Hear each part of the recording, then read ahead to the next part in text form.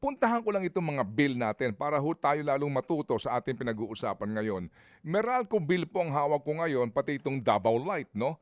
At pati nga po itong ng Visayan Electric, meron din po akong kopya ng bill. Para lang ho natin malaman sino ho ba ang nag-i-impose nito at ano ba ang detalye ho dito.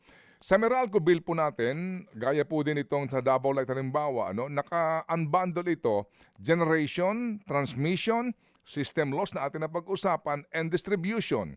Uulitin ko lang, senior citizen, sino may gawa nito?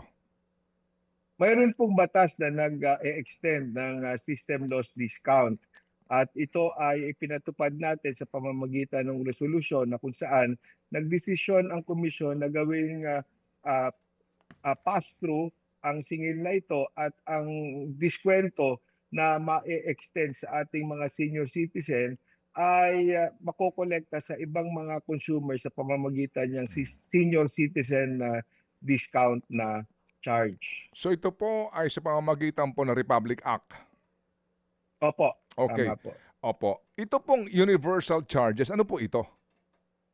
Ito po ay yung singil na ini-impose sa ating mga consumers at napapapunta sa iba't ibang mga proyekto or purposes itong system loss, itong universal charge. Ang meron po tayong umiiral ay yung missionary electrification at stranded stranded debt at saka yung pagdating sa environment. Ito ay nakapaloob din sa EPIRA.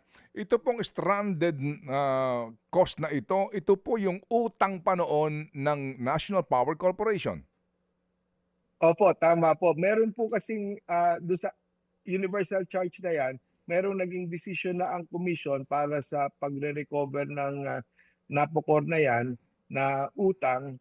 Kaya lang, subsequent to the decision of the ERC, nagkaroon naman ng Murang Kuryente Act. Kaya yung mga future na ipafile pa ni NAPOCOR na pangbawi dyan sa stranded debts na yan ay hindi na niya ipinile dahil ang pinagkukunan na lamang ay yung appropriation gawa ng Murang Kuryente Act. Opo, nangangahulugan po na bahagi po ng universal charges na ito ay gawa ng Kongreso.